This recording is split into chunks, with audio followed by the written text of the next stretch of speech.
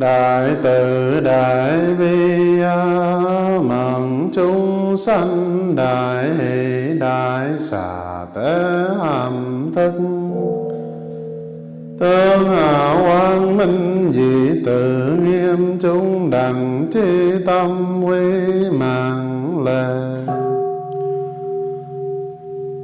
Chi tâm đảnh lễ Nam hiền vị lai thập phương chư Phật, tôn pháp hiền.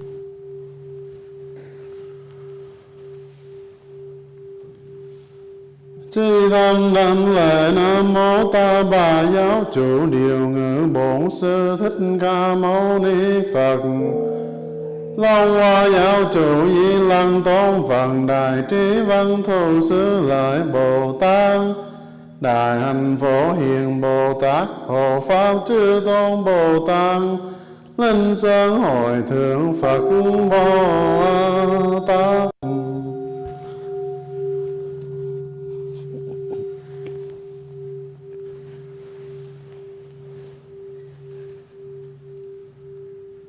Chi tâm đảnh lễ Nam mô Tây phương cực lạc thế giới đại từ đại bi A Di Đà Phật, đại bi quang thế âm Bồ Tát, đại lực đại thế chi Bồ Tát, đại nguyện địa tạng vương Bồ Tát, thanh tịnh đại hải chúng Bồ Tát.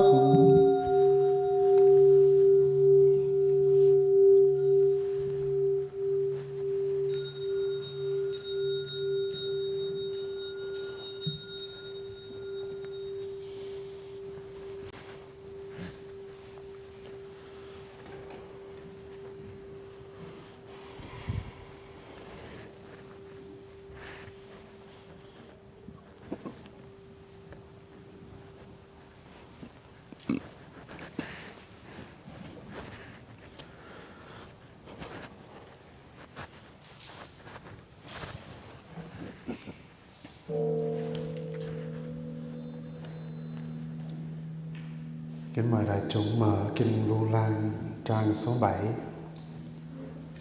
Trang số 7.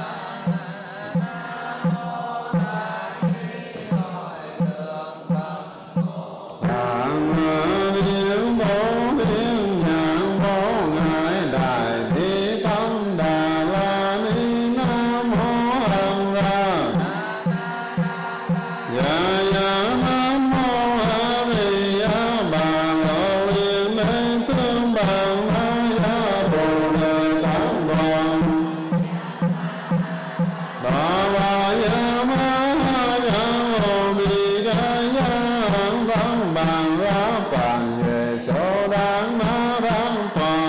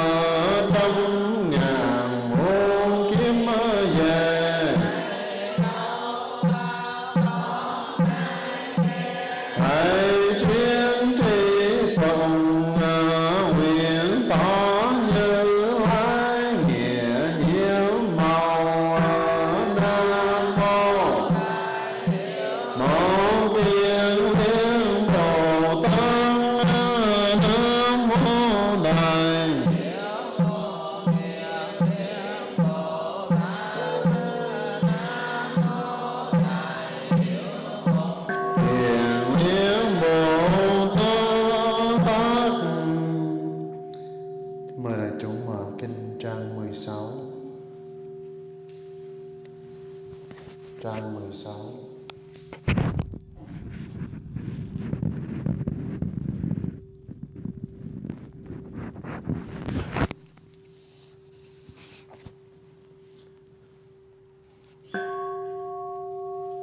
Phần tiếng bao hiếu phù màu ăn kính một thọ nà châu xa về thành kỳ tổ viên trung chữ tăng cao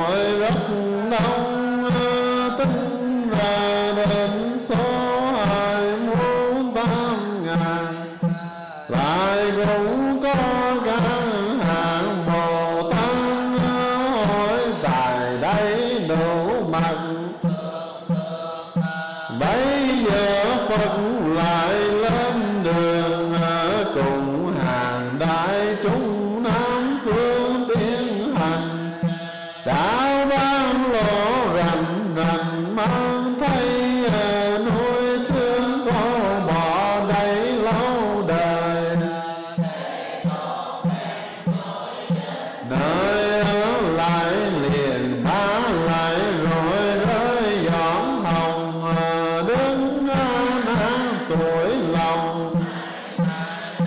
Chẳng nhiều sao vẫn lại đông xương hỏi vàng xin Phật giải tường thầy lá tử phù. Cổ kính thầy dưỡng ấy cớ sao thầy lại lạy xương khô Phật rằng một đồ người là đệ tử đứng đầu dạy công bởi chưa biết đùng. Nên vì người ta thọ đuôi đầu đau xương dầu dập bấy lâu, cho nên trong đó cổ hài chẳng cùng có ông bà cha mẹ hoàng thân ta hoàng kè. Sanh tử tử sanh lộ thân đời trước thi hài còn đây ta lệ bái kính người. Và ngắm núi vì nhớ kiếp xưa đông xương hôn tầm quân vừa không phân. Vừa có coi như chiều có sinh soi cho kỳ phân làm hai bên nờ. Để cho phân biệt con phàm không còn lộn lão nữa nám trân trọng. Ơn đang trong lòng tha thiên biết làm sao phân biệt khỏi sai. Vì có chọn lựa gái trái lúc này còn sắm tiền dễ để sắm đạt khách đứng đi ăn mặn. Chờ nghĩ ra sanh tiêu hình xương ai như mấy khó nhìn có phân. Phần mới bảo ám anh nên biết xương nữ nam phân biệt rõ ràng. Đàng hoàng đàn bà xương nhẹ đến thăm dễ nhìn. Người có như cơ chi đến nhẹ bởi đàn bà sanh để mà ra. Sanh con ba đâu nguyên ra tám hồng bộ đau sữa hòa. Vì bởi hao mòn thân thể xương đàn bà đến nhẹ hơn trai năng. Mẹ gấu nhầy xanh gấu phần thi ân dạy bào. Sau tăng Thế Tôn mới bảo lợi rằng vì sẽ vẫn trần khả nghe thân đàn bà nhiều bề cứng nhau. Mười tháng cứu mang tháng đầu thái đầu tờ xương mái chiều nhìn như. Từ tháng thứ nhì dường như sữa đàn tháng thứ ba như cũng huyền ưng. Còn đã tưởng ra hình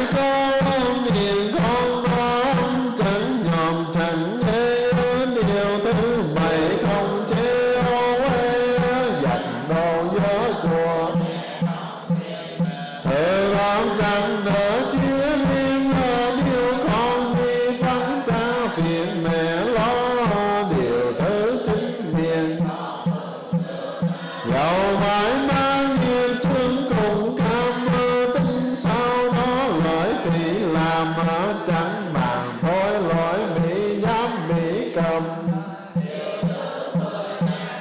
Trao chuông dành cho con các cụ thanh nhàn, thương con như ngọc như vàng ơn cha nghĩa mẹ. Sơn phần lại bảo nát nên biết trong chúng sanh tuy thiện phẩm người. Cả mười không được trọng đứng dậy sông thân chẳng kính mến quên ơn trải đứng.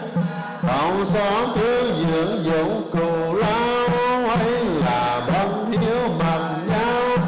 Vì những người ấy đời nào nên thân mẹ sanh con cứu ngàn người. Trần vai luôn ăn chẳng đặng vì thai cho nên thân thể hình hài kém xí. Khinh anh nhiều hy chi siêng sanh đạn rồi thịnh huyết dầm về.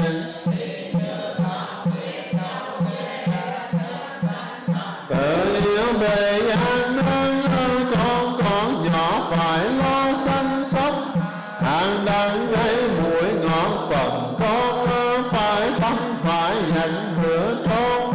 Thiệt rằng nhớ dây mẹ không nhảy gì nằm phía ướt con nằm phía đau. Sợ cho con hương áo hương chân hoàng khi ghé trong. Con phải chịu trăm phần thảm thương tròn 3 năm bu nương sữa mẹ. Thân gầy mòn não nẻ với con khi con vừa được lớn con cha mẹ dạy bảo. Cho đi học mở thông trí tuệ những vợ chồng có thể làm ăn. Ước mong con được nên thân giàu cho cha mẹ cỡ bần hoàng chi. Con ốm đau từng thì lo chạy giàu tổn hao đến mấy cũng đành.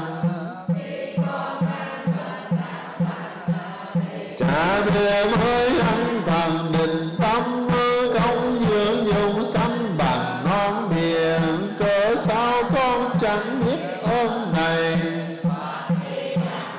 Vì này chẳng tuân thì trở lại bày ngộ ngang. Hôn cha mẹ phụng mang trần mắt. Khinh trường huynh ngộ nàng thể nhi. Bà con chẳng kể ra chi. Sự vô lễ nghi chẳng đường. Lời dạy bảo sống đường không kể. Tiếng nguyên đăng anh trì.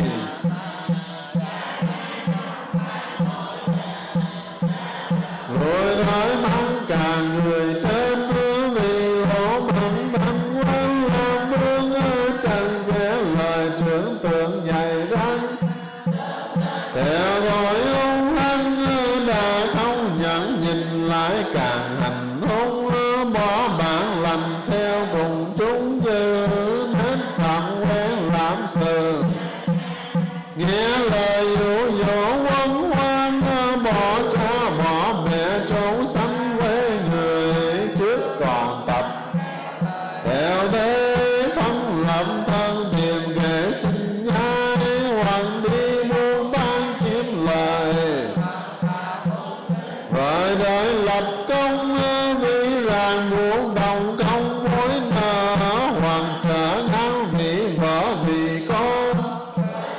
Quên để tình thâm quên xứ quên sợ lâu năm không về. Trở bao nhiêu vô lý mà thôi. Sau khi phá hết của rồi phải tìm phương thế.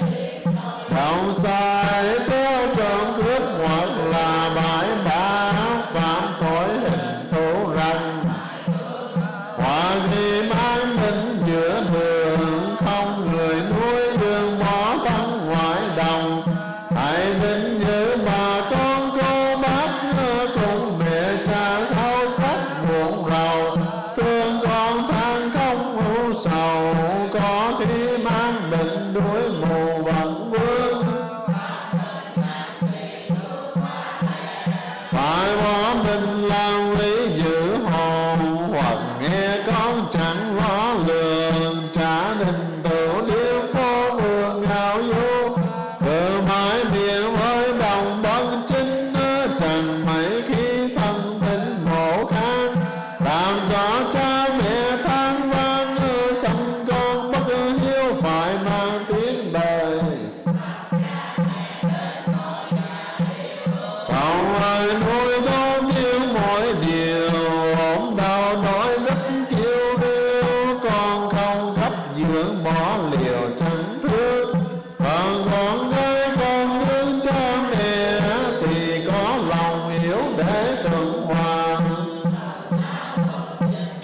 nhà dễ sai dễ khiến hơn là nam nhi sống đến lúc tùng phu xuất gia.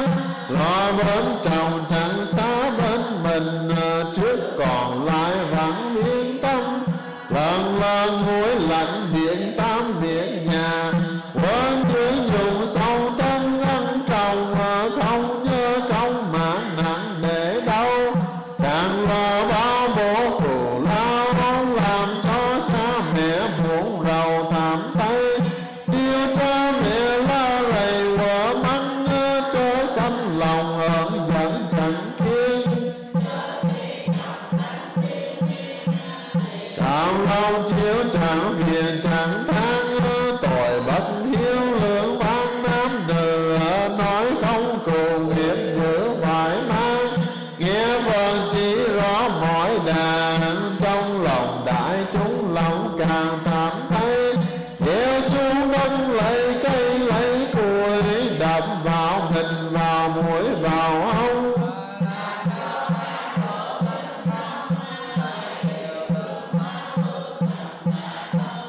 Đời mê đâm thần bất định, một giây lâu mới tình than rằng.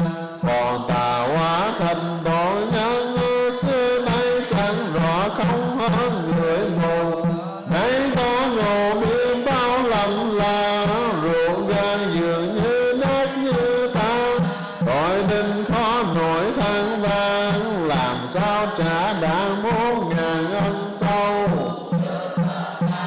Cậu thần tổ xin để con mừng con đi lần, làm sao bao đáp thâm ân, tỏ lòng hiểu cần. Phật đến dùng phàm tình sau mong, vâng tỏ cùng đại chúng lắng nghe. Ơn cha nghĩa mẹ nặng nề, cho vừa xứng đau vì con người ân sâu dốc trả. Cậu mẹ cha tất cả, cha vọng hồn nuôi tu nhi, đến 100.000 kiếp ân kia chưa vừa. Để nuôi sống tân nhân thân ngày, xưa nghiền tình đáng phấn tay. Trải 100.000 kiếp ân đây chưa đồng, vì có người. Từ nay mình với cùng sống người, thân mồ tội như vậy. Đến 100.000 kiếp ơn này, bộ buồn nó đúng hơn tâm cơ, nguyên ra khắp đất trần thân.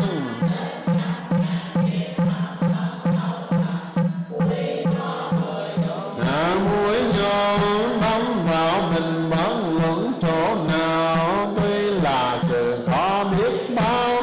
Trải 100.000 kiếp không sao đáp đền, vì con người bị ân dưỡng dùng.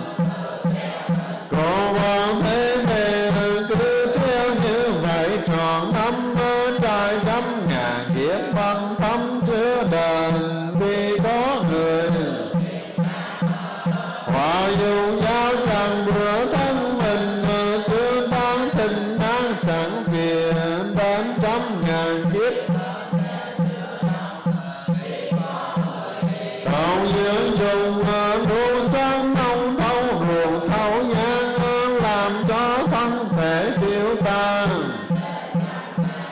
Thọ mặn chưa đền, nghe Phật nói thấy điều kinh khủng. Giọt lệ tràn khó nổi thầm than, đời rằng làm sao trả đàn ơn tâm sống được. Phật mới bảo các hàng Phật tử, vì sau này chúng ngươi muốn đáp ơn dày, phải toàn biết chết kinh đây lưu truyền. Chỉ muốn tùng cùng ăn năn những tội lỗi xưa, lũng dường tam bào. Chả chưa mong chi rằm tháng 7 đến kỳ thứ tư, 10 phương tăng điều giữ lễ này. Sắm sanh lễ vẫn đủ đầy,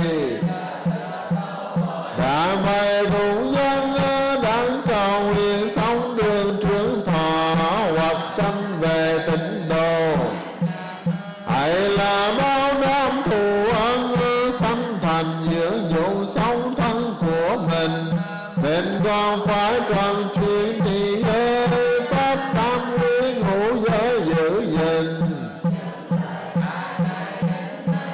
Cả nên y giáo phụng hành đừng sai, được như vậy mới là cõi tội.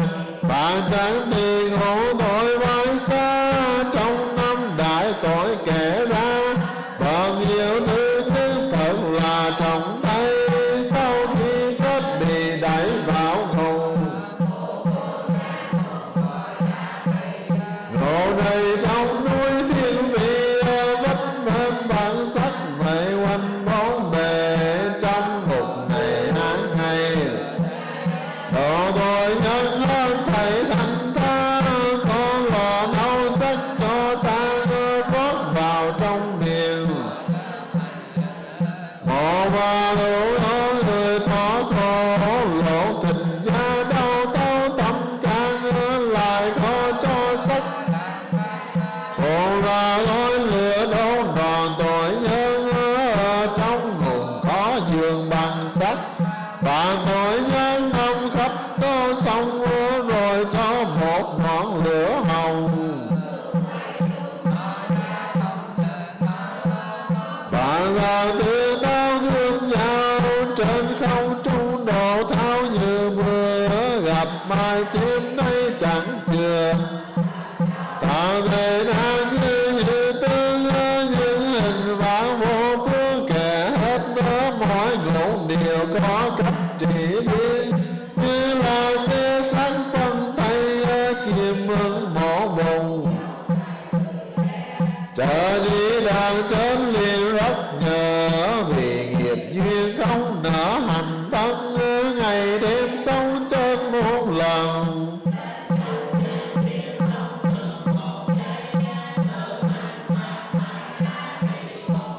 Và người ngõ mình sống tăng, chúng đều phải ân cần, thừa hành các việc ân cần hoàn trên. Nhất là phải kinh này in chép, truyền ba ra cho khách đông tây.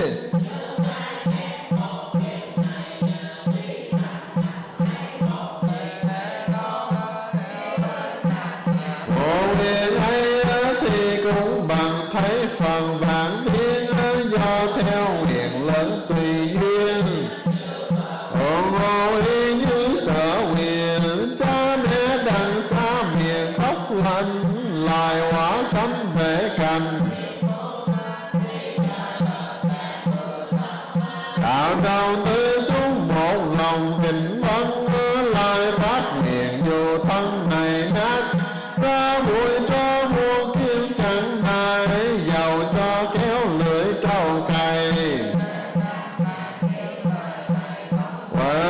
Y như bị đa chiến đao kiếm, khắp thân này đâm chém phân thay. Tại đâm ngang kiếp lời thầy chẳng sai, dầu thân này bị cứa bị chặt. Đã đâm ngang kiếp như vậy, chúng con cùng đành nói lời thầy khuyên. Đừng đang chuyên tiền đánh lễ, cầu thể tôn đản để hiểu kinh. Và chúng sinh dễ về phong tùng, chỉ chuyên tu hành Phật mới bảo an nên biết. Nguyện kinh này quá thiệt cao xa, đặt tên báo hiếu mẹ cha. Cả người phải giữ gìn châu đáo, đặng đời sau y giáo phụng hành. Sau khi phân giấy đảnh đành, bốn hàng phật tử rất mừng rất vui.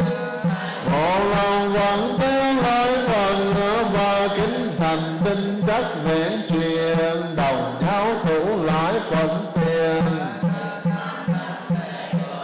Lùi ra Nam Mô Đại Bảo Phụ Mẫu Trọng Ấn Hội Thượng Phật Bồ Tát.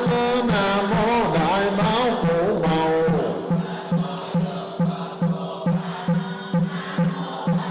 Phụ Mẫu Trọng Ấn Hội Thượng Phật.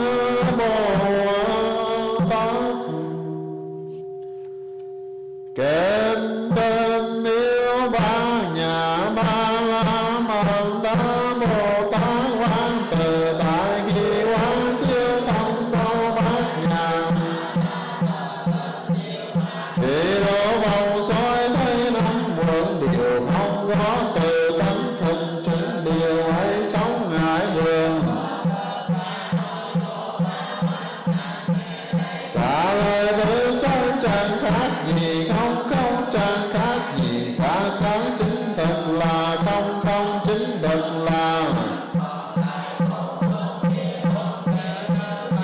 Xả lời ngữ nghe đây thề mọi pháp điều không không sanh tu không diệt không nhớ cùng không sanh.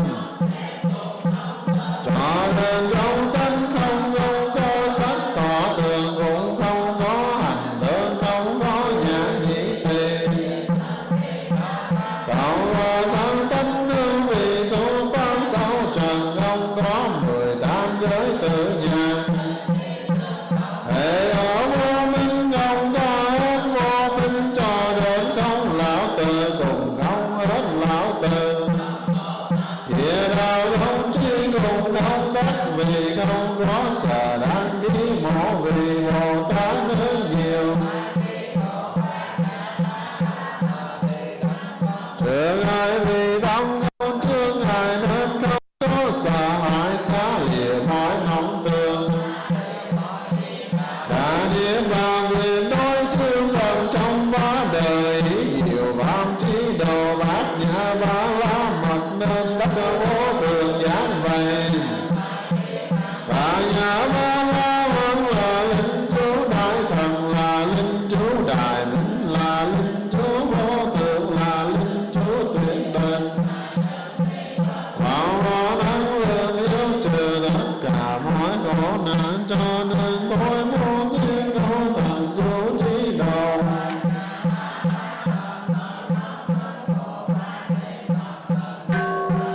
Thế ma ra thế ma ra sắp ya thế bồ đề sa ya thế. Bồ đề sa ya thế ma ra sa vãng sanh viên định nhớ om nam mô a di đà bà ya đa ta ya đa ya ta.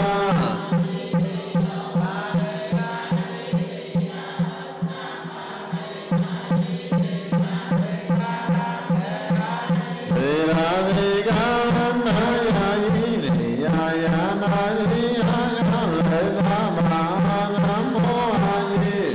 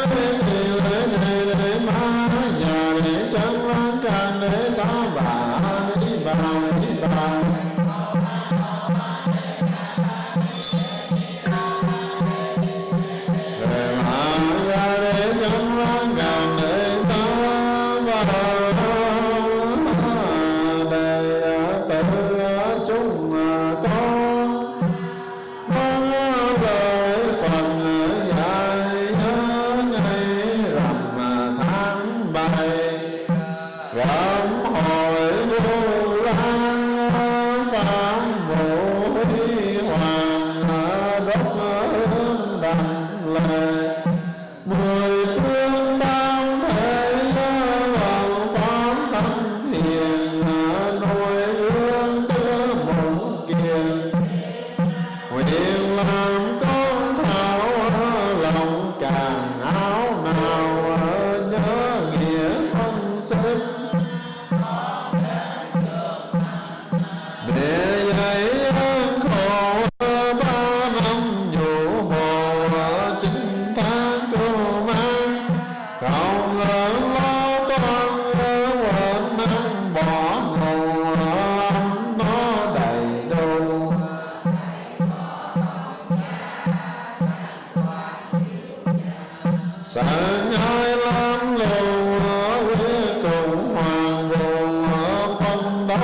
nuôi con, dạo dấu muôn tròn đến đường hồng đạo để tử sau.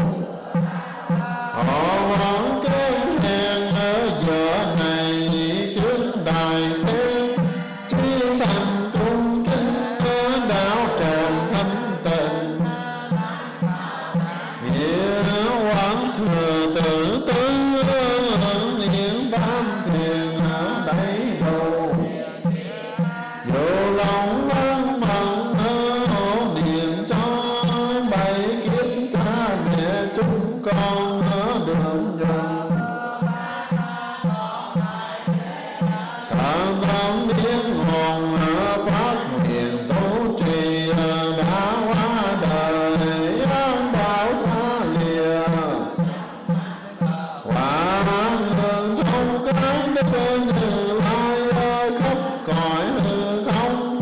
Từ bi gia hộ Nam mô Bổn Sư Thích Ca Mâu Ni Phật. Bổn Sư Thích Ca Mâu Ni Phật. Nam mô Bổn Sư Thích Ca Phật. Nam mô A Di Đà Phật. Nam mô A Di Đà Phật. Nam mô Phật. Nam mô Đại Hiếu Mẫu Kiền Liên Bồ Tát. Nam mô Đại Hiếu Mẫu Kiền. Nam mô Đại Hiếu Mẫu Kiền Liên Bồ Tát. Nam mô Địa Tạng Vương Bồ Tát. Nam Vương Bồ Tát. Nam mô Địa Tạng Vương Bồ Tát. Nam mô Tâm Tịnh Đại Hải. Nam mô Thánh Tịnh Đại Hải chúng Bồ Tát. Nam mô Thánh Tịnh chúng Bồ Tát. Phúc nghinh công đức tu thanh hành vô biên.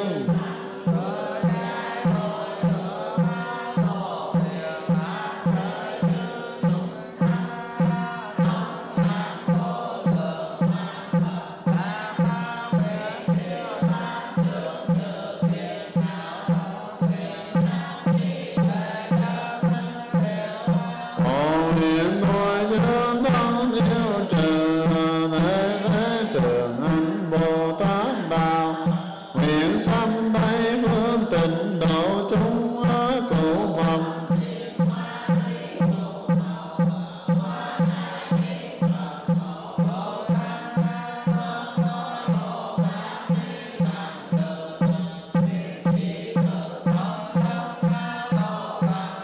Nhớ thiên hạ bằng như chúng sanh giải cộng thành Phật đạo. Phổ nguyện cây Bồ Đề cao sổ sổ, diệm giờ treo khắp nhân thiên. Hoa bát nở liền liền rực rỡ, thơm tho cùng pháp giới. Nguyện bổn đạo xóm làng hóa lại, điều nhờ mưa pháp thấm căn lành. Nào tổ tiên nội ngoài tiếng linh điều đến, áo sen vào hội thanh. Phổ nguyện cả trăm họ bỏ tà quy chánh, suốt bốn loài nhập thành siêu phàm. Bao nhiêu phước thiện thầy nói làm pháp giới chúng sanh đồng thành Phật đạo. Nam mô A Di Đà Phật. Từ quy Phật đưa nguyện chúng sanh thế giới đại đạo. Phật vô thường tâm tự quy pháp, đưa nguyện chúng sanh thông nhập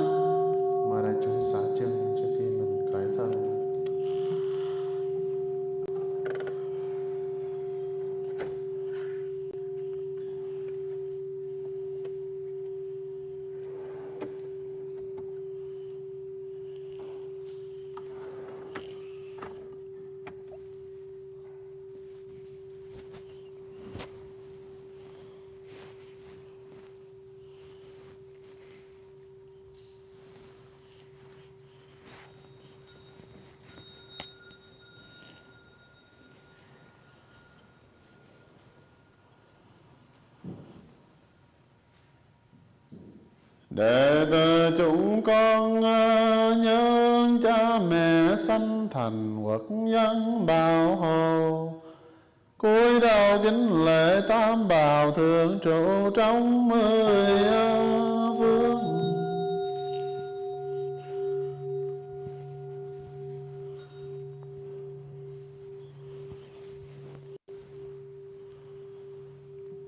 Đệ tử chúng con nhân sư trường giáo huấn liệt vì tính thế đàn na, cúi đầu kính lễ tam bảo thường trụ trong 10 phương.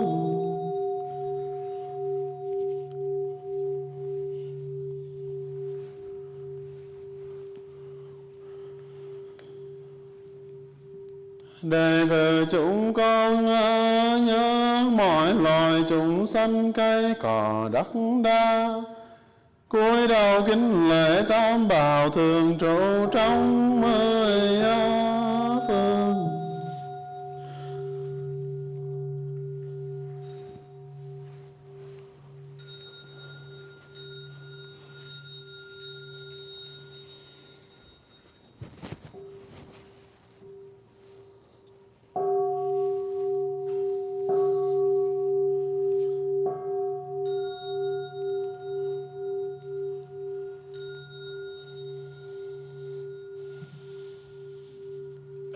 Ngài Di Phật, cảm ơn đại chúng đã tham dự buổi tụng kinh tối hôm nay. Mình sẽ có trong vòng 5 phút để mình chuẩn bị cho pháp thoại.